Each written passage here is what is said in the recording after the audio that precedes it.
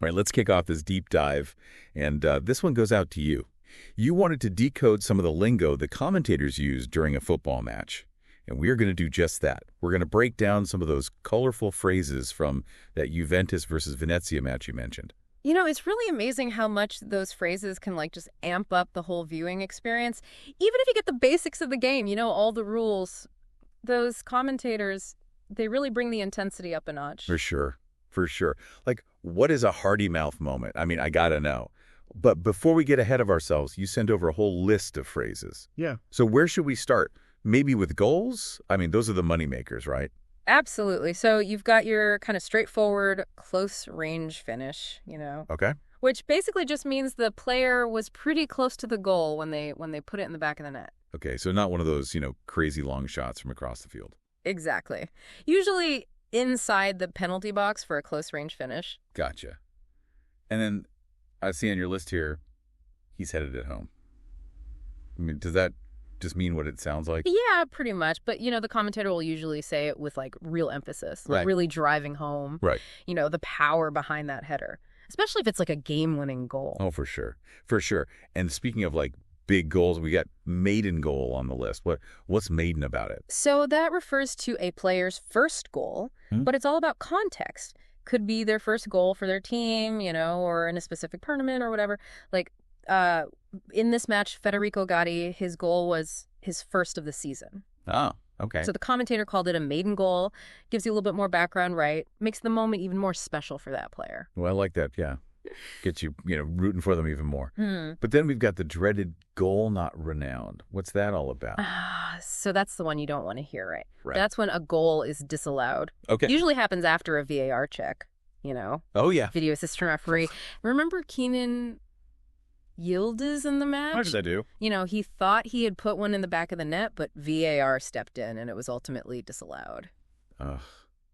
I know VAR sometimes feels like such a buzzkill. Yeah. Like you get all that excitement and then just like, nope. Definitely adds to the drama, though, doesn't it? Oh, absolutely. Like that hold your horses moment, right? Yeah. While everyone's waiting to see what the decision is, just pure tension. Yeah. Okay. So moving on from goals, let's talk about what players actually do out there on the field. Yeah. And you've got curling strike on the list. That sounds kind of fancy. Yeah, it's a fun one, right? It basically means the player hit the ball in a way that makes it curve through the air. Okay. Kind of like that classic, banana kick. Gotcha. It's a great way to get the ball around defenders and hopefully into the net. We saw Thuram, try a couple curling strikes in the match. Oh, yeah. I could picture it now. Yeah. But what about when a player gets down low to save? Is that just a dramatic way of saying they made a save? It usually implies, a little extra effort from the keeper, like they had to really dive or stretch to reach the ball. Okay. Those are always impressive to watch. I think Stanovic had a few of those against Juventus. Yeah, he was definitely put to work in that match. Yeah. Okay, this next one sounds a bit awkward. Poke through. Like, what does that even look like? Yeah, so it's not always the most graceful looking move, but it can be really effective. It's Right. basically when a player uses the tip of their boot to kind of nudge the ball, through a tight space, often catches the other team off guard. Those gaps in the defense can be deadly if you find them. And speaking of, like, clever plays, we've got flicked on the list here.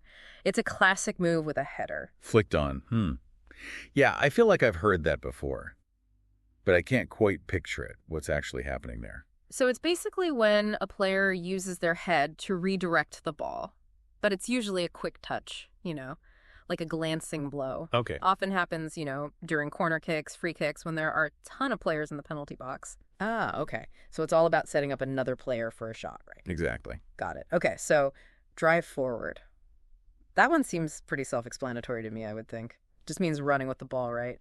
It's more than just running, though, you know? Okay.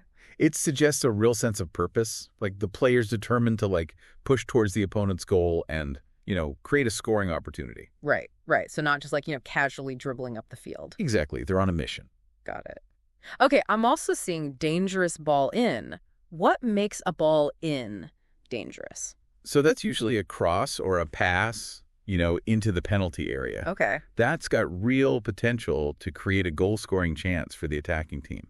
I mean, if they can connect with that ball, it could very easily end up in the back of the net. Like, remember that one from Danilo? Oh, yeah. That one was a close one. I bet defenders just hate seeing those coming their way. Oh, for sure. Nobody wants to have to deal with a dangerous ball in. All right, well, let's shift gears a little bit and talk about teamwork. You've got well-worked team move on our list here. So what does that usually involve? So that's when a team puts together like a series of passes, movements, to create that scoring opportunity. It really shows good communication and coordination, between the players. Right. Like, Elson's goal for Venezia was a perfect example of that. Ah, so it's not all about individual skill, then it's about really working together as a unit. Exactly. They've got to be on the same page. Okay. And then we got give and go, another classic teamwork phrase. Yeah. I know this one, but just break it down for our listeners who maybe aren't as familiar. Of course. So the give and go is a quick passing sequence. The player passes the ball to a teammate, Okay. then immediately runs, into space to receive a return pass. It's all about, timing and anticipation, and it can be a really effective way to like unlock a defense. Yeah, I can imagine that takes a lot of trust between the players. Oh, yeah, for sure. You got to have faith that your teammate's going to get that ball back to you. Okay. Yeah. And sometimes, you need to make amends for a mistake on the field. Oh, absolutely. That's part of the game, too. So if a player makes an error, that maybe leads to a goal or a missed opportunity, Yeah. they might try to make amends, by doing something great later in the match. Right. A big save, or maybe even scoring a goal themselves. Redemption. Mm-hmm. I like it. And speaking of more emotional moments, we got deers and whistles. Those definitely don't sound pleasant. Who are they directed at? So usually it's the players who are making mistakes or who the fans just think, aren't playing well. Could be from the opposing team's fans. Right. Sometimes it's even directed at players on their own team. Wow. Ouch. Must be tough to deal with all that negativity. It's all part of the game. Gotta have thick skin to be out there on that field. Okay. Switching gears a little bit. Let's talk about overall game flow. We're back underway here. I mean, is there more to that phrase than, the game starting up again? Not really. But it's just a good way for commentators to signal, the start of a new half or maybe the resumption of play after a stoppage. Keeps the audience in the loop. Like hitting the reset button on the action? Exactly. And then there's halftime whistle? I mean, I love that sound. It's a welcome break. It is. Time for the players to rest. Coaches to adjust, their tactics. Fans can grab a snack, analyze the first half. Natural pause in the action. Perfect time for a bathroom break, too. All right, this next one is a little worrisome. They dropped points against. Why is that a bad thing? So it means a team, failed to win a match that they were expected to win. Okay. Could be a draw, could be a loss. But either way, they literally dropped points in the league standings. Okay. Which can hurt their chances of winning, a title or qualifying for a tournament. Like, Well. Juventus was expected to beat Venezia. So dropping points against them was a bit of an upset. Yeah, upsets happen. But they can really shake things up. I'm also seeing Venezia have turned it around on your list. So what happened there? So it means they were either losing, or struggling earlier in the match. But then they managed to gain control. Okay. Maybe even take the lead. Yeah. A real comeback story. I love a good comeback. Yeah. What about when a team gets a chance to draw level? What does that mean exactly? So that means they have an opportunity to equalize the score. Usually happens, when the game is close, one team's just slightly ahead. Adds a ton of suspense because, a single goal could change everything. Oh, yeah, for sure. Nail-biting time. Okay, and then we got, he slots it home. What's being slotted? Usually a goal Okay. means a clean, precise shot. Like the player just placed the ball perfectly into the net. It's the commentator's way of highlighting, the skill involved. Those are so satisfying to watch. I mean, they make it look so easy. That's right. All right, I think I'm really starting to get a handle on all this football lingo. What about this one? Stick out a leg. Makes me think of like a yoga class or something. Yeah, it does sound a little out of place on the football field, doesn't it? But it usually means, a defender is making that like last-ditch effort Okay. to block a shot or pass. Just getting anything in the way. Gotcha. So just kind of throwing a leg out there and hoping for the best. Exactly. Can be a little clumsy looking, but sometimes that's all it takes to prevent a goal. Hey, desperate times, right? And speaking of desperate, there's appeals for a handle. That always sounds like complete chaos. Oh, yeah. That's when the players think an opponent, touched the ball with their hand, Oh, which is usually, against the rules. And they'll appeal to the ref to call a foul. Often the crowd, gets pretty into it, too. Oh, I bet. Super high drama moment. Yeah.